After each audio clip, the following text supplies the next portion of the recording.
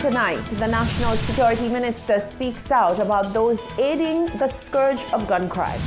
Safe Spaces co-director Dr. King on the killing of one of his members, and 2 new cases of COVID-19. The details of these stories and more are coming up. This is the Hot 7 Nightly News with Lovely St. Amy Joseph. Good night. It is Wednesday, the 23rd of December, 2020. Welcome to the Hot 7 TV Nightly News. I'm Lovely St. Amy Joseph. Thank you for joining us. National Security Minister Hermangild Francis is shedding some light on a matter that has continued to flourish quietly to the detriment of lives across the island. The matter of registered firearm holders selling ammunition and weapons to holders of illegal firearms has been a long-standing issue, and the minister says there is a desperate need for a change in gun legislation to ensure that this problem stops for once and for all. Rochelle Gonzalez begins our reporting.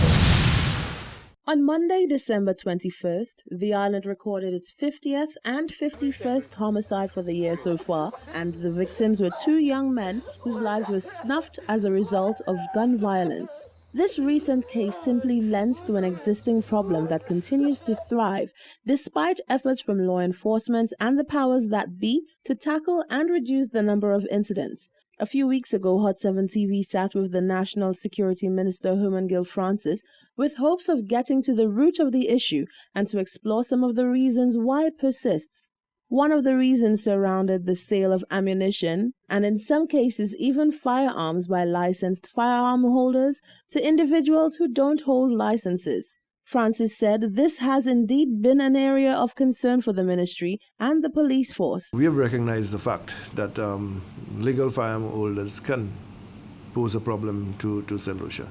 Although there is a background check being done by the police, special branch do the background checks, and then you are being given a firearm based on what comes out.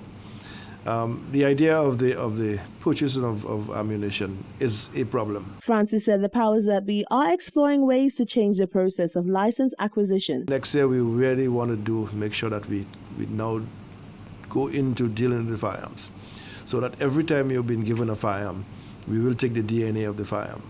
And so there is going to be, just like a certificate of character, that every firearm will have its own characteristics, and we would have it documented, so that when persons go on the scene of crime and they do see, they find a projectile, we may be able to connect it to the firearm, and maybe it is a legal firearm or illegal firearm.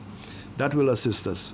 I am not too sure that there is this upsurge in the giving of firearms. I know for a fact that there are some security companies that have been established and are given firearms. Even that we have to look at very carefully. The minister said he is hopeful that the island's gun legislature will change to nip the problem in the bud. I think that we are going to look at the legislation that the persons who are actually selling the ammunition can only give you a certain amount, because we don't have any dare or anything to go and hunt in St. Lucia. So if we give you at least 50 rounds of ammunition for the day, that should be able to last for the year. If you want to practice, then there's the areas like GAR and other clubs that you can do your practice in, and they themselves have their own fire ammunition, so you don't have to use yours. We want to make it in such a way that a police officer can go to you at any time and ask you to produce your weapon and the amount of ammunition that you have. And if you cannot give a reasonable excuse as to why you do not have the same amount of rounds that you purchased, and you can't give a reason when you used it, then the police can then have an opportunity of revoking your firearm license. Francis said in the majority of cases of gun crime committed on island, illegal firearms were used. He said although there have been cases where legal firearms were used to perpetrate crimes, there are no recorded incidents of licensed firearm holders willingly allowing non-licensed holders to use their weapons for illicit purposes. Reporting for Hot 7 News, I am Rochelle Gonzalez. Thank you, Rochelle. One of the victims of Monday afternoon's double homicide, Danny Shalmine, was a member of Safe Spaces St. Lucia. Co-founder and pathologist Dr. Stephen King on Wednesday paid a heartfelt tribute to the slain member. Genevieve Gonzague reports. On Monday afternoon, 28-year-old Danny Shalmine, also known as Danny Cat, was shot in Leslie Land. Shalmine was a member of the Safe Spaces St. Lucia initiative. While law enforcement officials say he was well known to police, those who loved him and spent time with him say he was a pillar of strength. Co-founder of Safe Spaces, Dr. Stephen King, on Wednesday, explained that the individual he knew was one with a dream to create a better life for his children and those around him. Danny was one of our Safe Space generals. He was a key member of Safe Spaces. And hallmark of Danny is that he was a loving father. And his spirit is here today with us, as it will always be, because he loved his children, and he actually wanted to make Fort-le-Grand, Leslie Land, and wider Central Castries a safe place for children to grow. That was his motivation for being in Safe Spaces, so that his children could have a better life. One member of Safe Spaces, Betty Jean, says she has not been able to come to terms with the loss of her comrade. Danny was the type of person that gave me the most strength, one of the people who gave me a lot of strength. And right now, all I have to do is ride on the energy that he gave to me. I just keep thinking of the positive in him that maybe a lot of people never saw.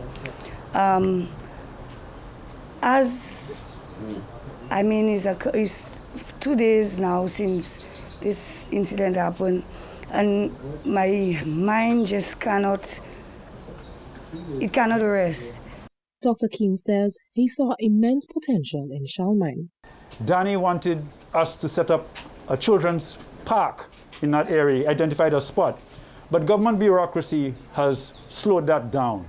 I still look forward to that park being there, because in Safe Spaces, we're about the future, we're about the now and the future, we're about inspiration. This is a spiritual war that we are in, and our soldiers never die, because spirit never dies. And Danny will be an inspiration, just like how Cassie Boom was an inspiration for all of us.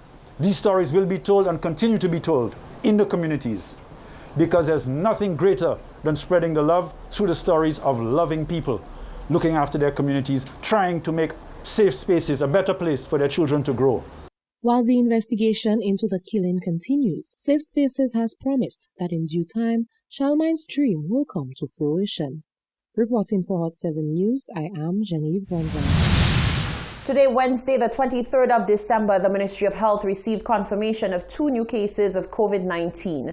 This from a sample that should be a total of 107 samples tested. It brings the total number of cases diagnosed in country to date to 305. Case number 304 is a 23-year-old female from Dennery. Case number 305 is a 23-year-old male from Castries. The individuals were seen at a community respiratory clinic where they were assessed and tested. While awaiting receipt of their test results, they were all placed in quarantine by a health practitioner. Epidemiological links have been established for case 304. Investigations are ongoing by the contact tracing team to determine the possible existence of an epidemiological link for the other case. Arrangements have been made to place these individuals into isolation.